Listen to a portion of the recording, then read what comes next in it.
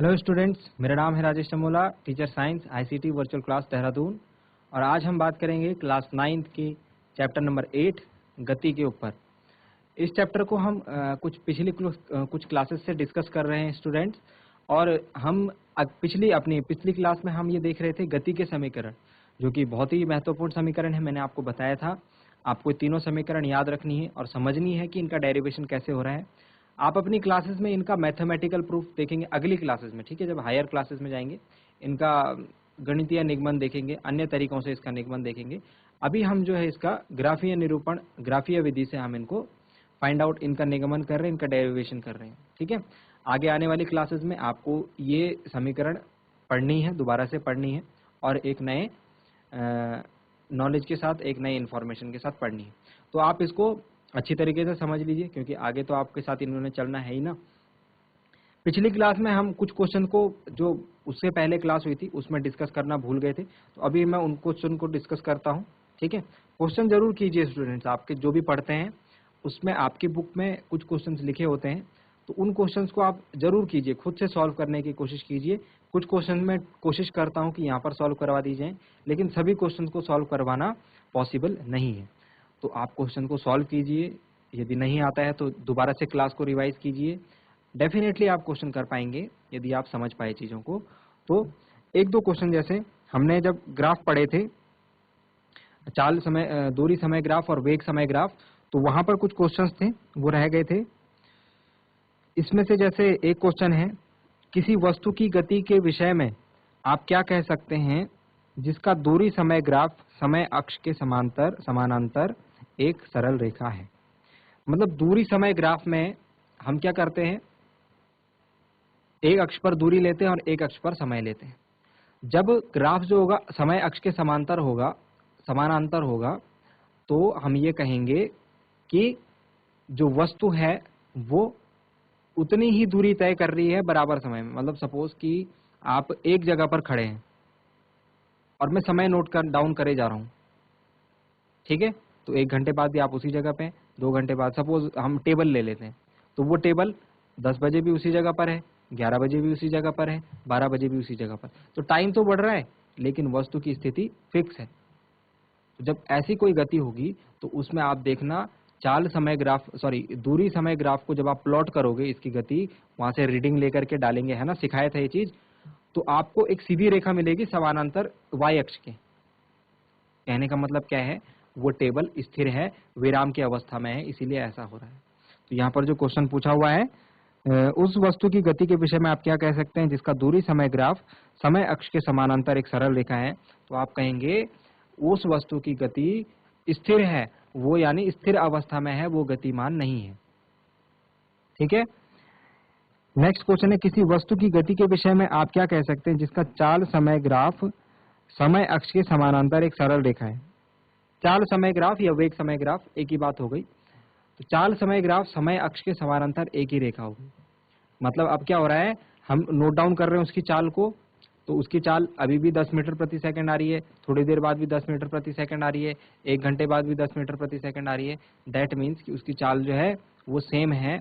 हम यहाँ पर निकाल सकते हैं कि जो चाल है वो एक समान है, ठीक है। तो ये नोट डाउन कर सकते हैं हम। नेक्स्ट उसके बाद वेग समय ग्राफ के नीचे के क्षेत्र से मापी गई राशि।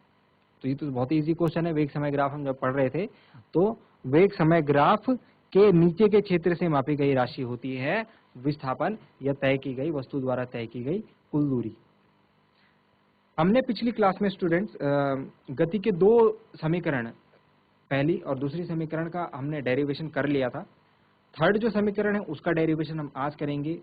कुछ हम न्यूमेरिकल्स करेंगे। न्यूमेरिकल्स आप जरूर कीजिए, इस चैप्टर से न्यूमेरिकल आपके एग्जाम में आते हैं और इम्पोर्टेंट होते हैं, घुमा फिरा करके पूछे जा सकते हैं। यदि आपने कहीं पर कोई जानकारी छोड़ दी है तो वो आपको, आपके नंबर कट सकते हैं, ठीक है। तो अभी हम पहले थर्ड जो समीकरण है, तीसरी समीकरण, उसको निगमन, उसका डेरिवेशन देखते हैं। फिर उसके बाद हम कुछ क्वेश्चंस करेंगे और उनको समझेंगे, और कुछ और क्वेश्चन मैं कोशिश करूंगा ज़्यादा से ज़्यादा क्वेश्चन में करवा पाऊँ। तो कुछ क्वेश्चंस आज हम करेंगे और कुछ क्वेश्चन अगली क्लास के लिए वहाँ पर भी करेंगे, ठीक है। तो चलिए ज़्यादा टाइम नहीं लेते हुए हम सीधे स्टार्ट करते हैं क्लास को। आइए स्मार्ट बोर्ड की स्क्रीन पर। हमने दो समीकरण देख लिए हैं गति के। तीसरा जो संबंध है गति के, जो हमने तीन समीकरण देखे, वो होता है v is equal to u plus a t. इसका हमने नाम रखा था, कौन सा संबंध है? ये है वेग समय संबंध, वेग समय संबंध, वेलोसिटी टाइम रिलेशन। उसके बाद दूसरी समीकरण है s is equal to u t plus half a t square. ये हमने देखा था, इसका नाम समय स्थिति संबंध, पोजीशन टाइम रिलेशन। ठीक है। और तीसरी समीकरण जिसका हमको आज डेरिवेट करना है, v square minus u square is equal to 2as। ये एस स्मॉल है, ठीक है स्टूडेंट, ये ध्यान रखना। तो ये हो जाएगा हमारा लास्ट वाला, वेग और स्थिति, वेलोसिटी पोजीशन रिलेशन।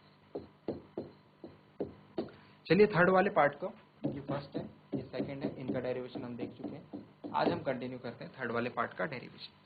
तो थर्ड वाले पार्ट के डेरिवेशन के लिए हम वापस चलते हैं। पहले वही ग्राफ जो हम जो लेकर चल रहे हैं उस ग्राफ को ड्रॉ करते हैं, और जो जो डिटेल्स हमने नोट डाउन करी थी इंपॉर्टेंट, उनको नोट डाउन कर लेते हैं दोबारा से। ये ग्राफ है, हमने देखा था, ये कौन सा ग्राफ था? तो ये हमने लिया था वेग समय ग्राफ। ठीक है, दो टाइप के ग्राफ हमने पढ़े, दूरी समय और वेग समय। तो ये वेग समय ग्राफ हमने लिया है। ये एक्स अक्ष है, ये वाई अक्ष है, ये आपका ओरिजिन है, मूल बिंदु। और हम बोलते हैं सपोज कोई वस्तु इस पॉइंट से उसने चलना प्रारंभ करा और वो इतना चली, तो हमको ये इस प्रकार की गति हम बोलते हैं एक समान त्वरण वाली। याद होगा यदि आपको।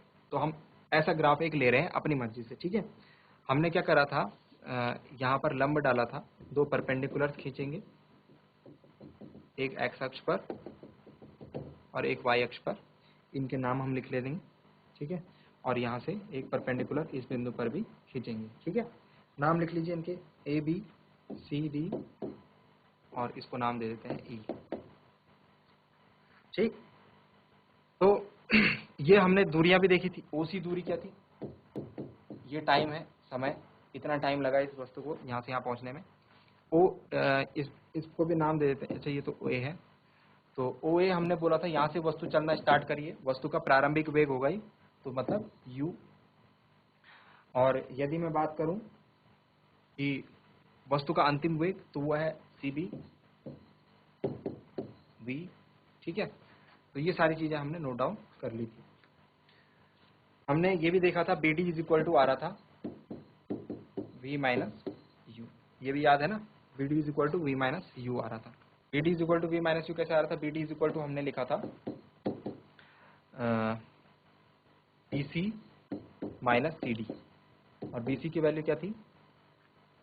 बी सी की वैल्यू है v, सी बी या बी सी एक ही बात है, v, और सी डी की वैल्यू है, सी डी की वैल्यू वही है जो ओ ए की वैल्यू होगी, क्योंकि ये एक आयत है और ये भुजाएं दोनों समान होंगी।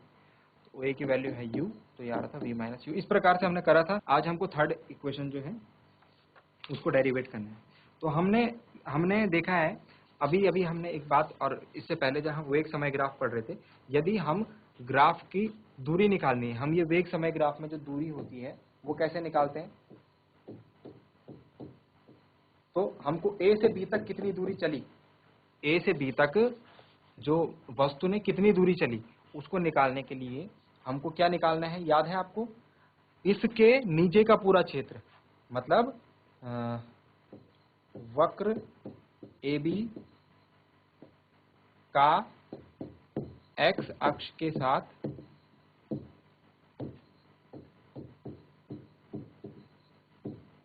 घेरा गया क्षेत्रफल।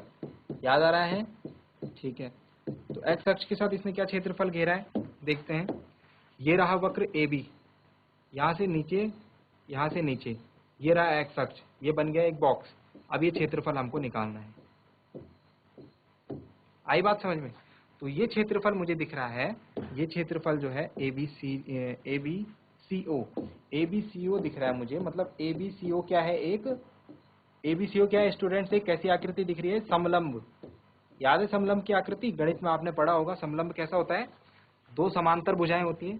तो ये देखिए ए बी और सॉरी ओ ए और बी सी जो है समांतर भुजाएं, समानांतर भुजाएं, और ये दो भुजाएं जो होती है असमांतर होती है, नॉन पैरेलल होती है। ठीक है, तो ये क्या है, एक समलंब है, मतलब इसका क्षेत्रफल मुझे निकाल लेना है। समलंब का क्षेत्रफल भी लिख लीजिए, यदि आपको याद है तो अच्छी बात है, यदि याद नहीं है तो मैं बता देता हूँ। 1/2 समांतर भुजाओं का योग, तो समानांतर भुजाएं कौन कौन सी है, ए ओ और बी सी, तो इनका योग गुणा क्षेत्र गुणा ऊंचाई, तो गुणा जो इसकी लंबवत ऊंचाई है वो ये वाली है, परपेंडिकुलर वाली, ये भी ऊंचाई है लेकिन ये स्लैंट है। ठीक है, तो हम सीधी ऊंचाई देखते हैं इसकी लंबवत ऊंचाई, तो ये है ओसी इंटू ओसी। अब हम क्या करते हैं, इसमें वैल्यूज पुट अप करते हैं।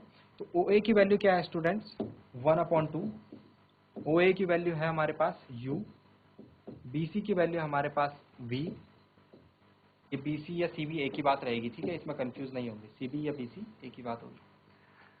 और ओ सी की वैल्यू है हमारे पास t, तो ये बन के आ रहा है हमारे पास u plus v upon 2 into t, दूरी निकल के आई हमारे पास s इज इक्वल टू, ठीक है, इसको आगे वाले पेज पे ले जाते हैं, s इज इक्वल टू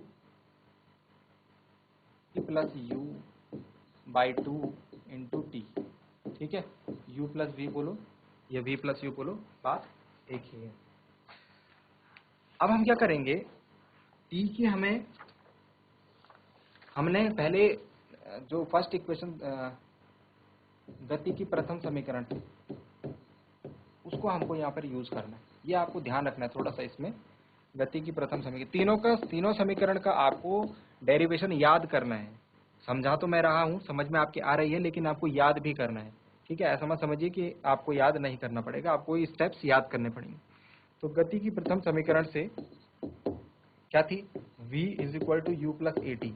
जब हम इसको डेरिवेट कर रहे थे स्टूडेंट्स, तो हमने वहां पर देखा था एक ये वाली समीकरण v minus U by A T is equal to A, त्वरण, याद आ रहा है, हमने यहीं से स्टार्ट करा था। त्वरण क्या होता है, वेग परिवर्तन की दर, v minus u upon T.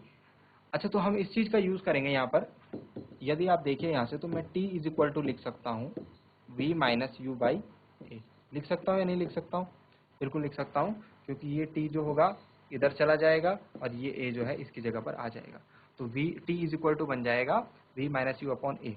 मुझे इस चीज का यूज करना है, इसको मैं प्रतिस्थापित कर दूंगा यहाँ पर। अतः इसको आप ब्रैकेट में लिखेंगे, अलग से लिखेंगे ब्रैकेट में, क्योंकि अब हम वापस यहाँ चलते हैं। अतः जो s है, s इज इक्वल टू, वापस आते हैं ऊपर, अतः s is equal to v plus u upon 2 था। ठीक है, यहाँ पर v प्लस, और ये t की जगह हम क्या रख देंगे, जो ये वैल्यू अभी अभी हमने ढूंढी है, v माइनस यू बटे ए। ठीक है स्टूडेंट्स, अब इसको सॉल्व करते हैं, तो ये आया s is equal to v plus u, और ये दोनों की क्या हो जाएगी, गुणा, और नीचे अपॉन में जो है उन दोनों के डिनोमिनेटर की गुणा हो जाएगी, 2 इंटू ए। यहाँ पर एक सूत्र लग रहा है students, a plus b a minus b. अब इस सूत्र को भी लिख लेते हैं, जो भी चीज लगेगी अप्लाई होगी उसको हमको लिखना है। तो अगर कोई चीज ऐसे लिखी हो a प्लस बी और a माइनस बी, मतलब दो चीजें हैं और दोनों के बीच में एक बार प्लस हो और एक बार माइनस हो, तो हम उसको लिखते हैं a square minus b square. ये गणित का सूत्र है, बेसिक सूत्र है।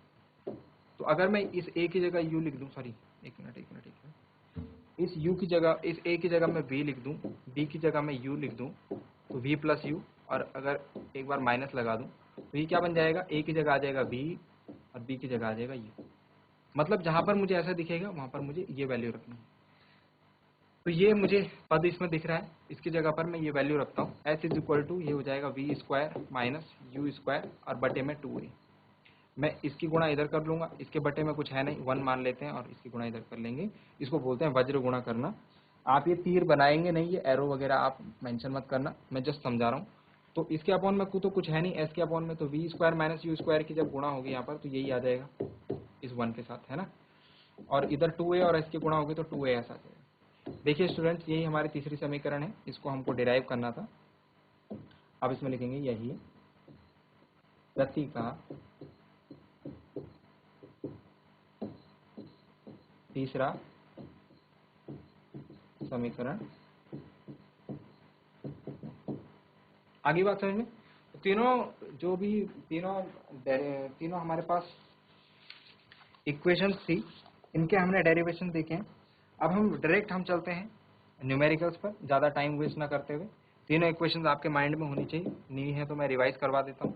पहली इक्वेशन है v is equal to u plus a t. मैंने आपको प्रतीकों के मतलब समझाए हैं। v मतलब होता है अंतिम वेग, u मतलब होता है प्रारंभिक वेग, a मतलब होता है त्वरण, t मतलब होता है समय, s मतलब होता है चली गई दूरी या फिर विस्थापन, भी हम इसको कहीं कहीं यूज कर लेते हैं। आइए सीधा क्वेश्चन करते हैं। तो नंबर 1 न्यूमेरिकल है। मैं क्वेश्चन पढ़ रहा हूँ और जो इंपॉर्टेंट चीजें हैं उनको साथ में नोट डाउन करता जाऊंगा। क्वेश्चन है, एक रेलगाड़ी विरामावस्था से चलना प्रारंभ करती है। मैंने बोला था विरामावस्था कभी भी आप इग्नोर नहीं करेंगे, विरामावस्था को लिखना जरूर है क्योंकि इसका एक मतलब होता है। चलना प्रारंभ करती है और 5 मिनट में 72 किलोमीटर पर आवर, 5 मिनट और 72 किलोमीटर प्रति घंटा। ये डिटेल्स में लिखते जा रहा हूँ। दोबारा से क्वेश्चन पढ़ता हूँ। एक रेलगाड़ी विरामावस्था से चलना प्रारंभ करती है और 5 मिनट में 72 किलोमीटर प्रति घंटे का वेग प्राप्त कर लेती है। त्वरण एक समान है, मान लें कि त्वरण एक समान है, एक समान त्वरण है, तो हमें ज्ञात क्या करना है? नंबर 1 त्वरण निकालना है, मतलब एक्सेलरेशन निकालना है। नंबर 2 ए निकालना है। इस वेग को प्राप्त करने के लिए रेलगाड़ी द्वारा तय की गई दूरी एस, ये दो चीजें फाइंड आउट करनी है। बात समझ में आई? तो ये दो हमें निकालने हैं, ये क्वेश्चन में दिया हुआ है। फिलहाल सॉल्यूशन करते हैं।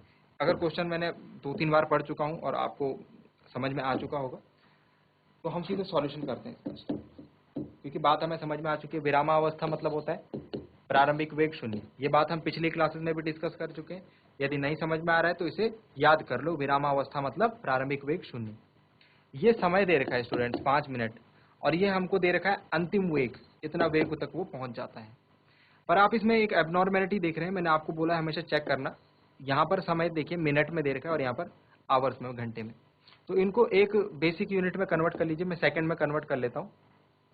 तो मिनट को सेकंड में कन्वर्ट करने के लिए सीधे 60 से गुणा कर देंगे, तो ये हो जाएगा 300 सेकंड। यहाँ पर किलोमीटर प्रति घंटे को मीटर प्रति सेकंड में कन्वर्ट करने के लिए 5/18 से गुणा कर दीजिए सीधे सीधे। तो 18 4 72, ये हो जाएगा 4 5 20 मीटर पर सेकंड। तो ये भी सेकंड में आ गया, ये भी सेकंड में आ गया, अच्छी बात है। अब हमको क्या निकालना है? सबसे पहले ए निकालना है, मतलब ए हमको फाइंड आउट करना है। यू हमको दे रखा है, टी हमको दे रखा है, वी दे रखा है। अब आप बताइए कौन सी ऐसी समीकरण है तीनों में से जिसमें ये चारों चीजें आती हो। इस प्रकार से आप क्वेश्चन करेंगे। तो हमें याद है गति की प्रथम समीकरण, ठीक है, उसमें आता है v is equal to u plus a t. तो v भी आता है, u भी आता है, a भी आता है, t आता है। इस प्रकार से आप क्वेश्चन सॉल्व करेंगे। आपको ढूंढना है कि मुझे कौन सा फॉर्मूला लगाना है। तो आप लिखेंगे गति के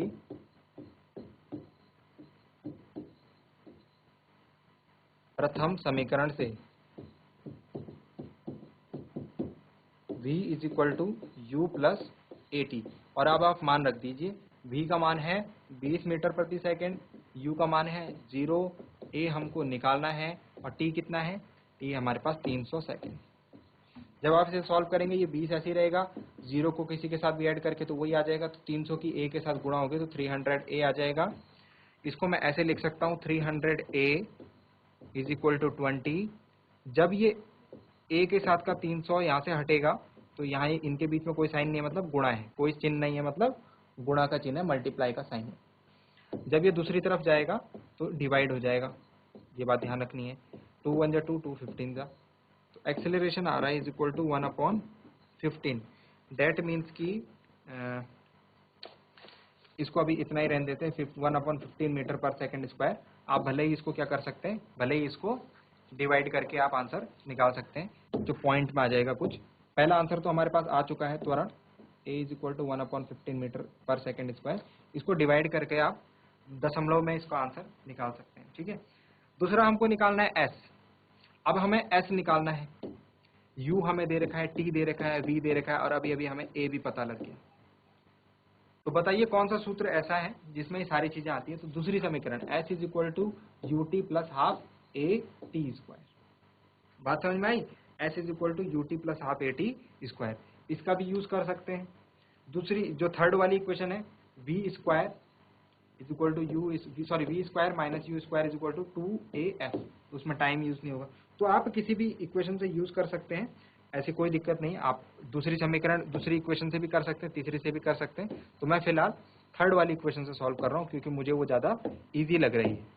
तो थर्ड इक्वेशन से सॉल्व करते हैं, v square minus u square is equal to 2AS। Values put up कर देंगे सीधा।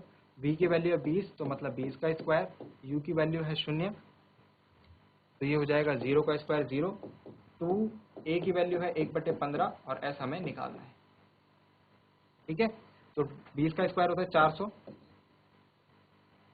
ये 0 तो 0 माइनस करेंगे तो 400 ही आएगा। 2 इंटू 1/15, तो 2 इंटू 1 2 हो जाएगा, 2/15 इंटू s। इसको मैं यदि इसके साथ का जो फैक्टर लिखा हुआ है, इसको यदि मैं बराबर के दूसरी तरफ भेजूंगा तो ये उल्टा हो जाएगा। कैसे? ऐसे। ठीक है, ये बात भी ध्यान, ये कैलकुलेशंस हम सीखते हैं, कैलकुलेशंस करने आपको आनी चाहिए। यदि नहीं आ पा रही है, नहीं समझ में आ पा रहा है, तो मैथ्स की बुक से आप इस प्रकार के क्वेश्चंस कीजिए। ये 2 से ये कट जाएगा, 2 2 ज़ा 4, 200, s is equal to 200 into 15, तो मल्टीप्लाई करेंगे तो ये आएगा 15 2 ज़ा 30, 3000 मीटर्स। तो हमारे पास दूरी भी निकल करके आ गई है और